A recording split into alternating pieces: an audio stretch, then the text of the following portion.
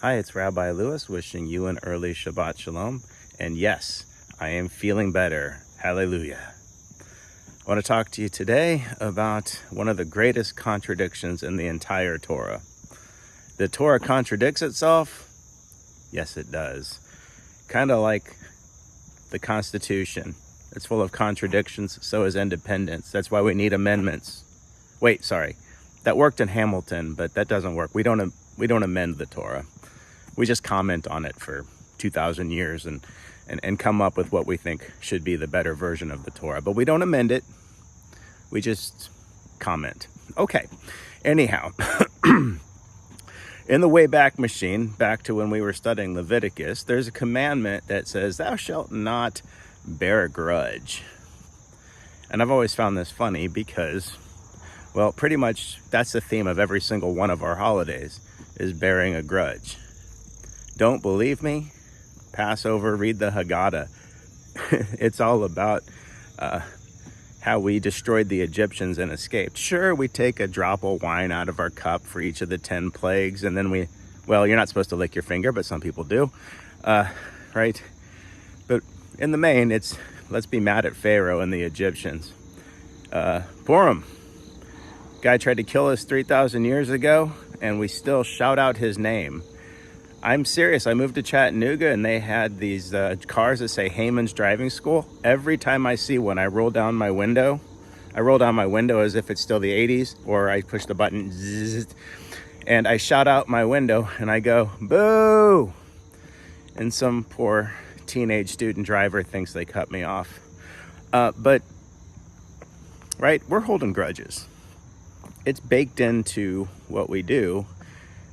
And this Torah portion this week, Ki Teitzei, near the end of it, talks about how we should never, ever forget what Amalek did to us when we came out of Egypt. And that was attacking us, and as the rabbis will tell us, attacking from behind where the stragglers and the young people and the invalid people and the older people were, and picking us off where we were weakest. Don't ever forget. And that actually becomes translated into the commandment to never forget Haman that leads to Purim. Why do we have this contradiction? Well, of course, the rabbis will always say there's no contradictions in Torah. It all makes perfect sense. Not always. Anyway, but here, what I think it is, and it ties into what's going to be beginning next week with Slichot, and then heading into Rosh Hashanah and Yom Kippur, and that is, don't create opportunities to bear grudges, okay? If somebody does something wrong to you, if they atone and truly come to you and say they're sorry, and you can work it out and you can forgive, that's what we're really commanded to do. To recognize what we've done wrong, to seek forgiveness, and then we're also commanded to do our best to find it within ourselves to forgive the other person, okay? It's a two-way street, to forgive and also to apologize, to atone. Sometimes we also say it's a mitzvah to give someone else the opportunity to apologize. If someone has genuinely done you wrong, you can approach them and say, I felt very bad when you did this one. This was unfair when you did X, Y, or Z. And hopefully you're standing on good ground when you do that. And then the other person may have a chance to recognize they didn't even know they had done it, or even see the error, and then truly apologize. This is the key to a good relationship, right? Any marriage, any long-term relationship is built on this kind of give and take.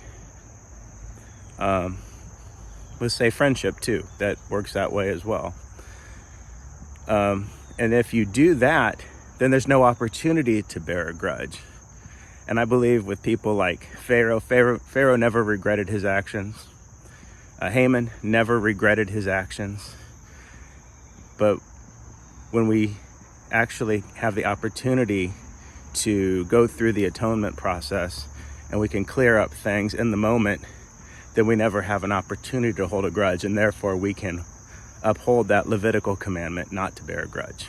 And still be in concert with what we read this week about never forgetting Amalek, who harmed us and never regretted what he did, nor asked for any sort of forgiveness. Just some thoughts this morning. Have a Shabbat Shalom. Hope to see you all at Family Shabbat tonight.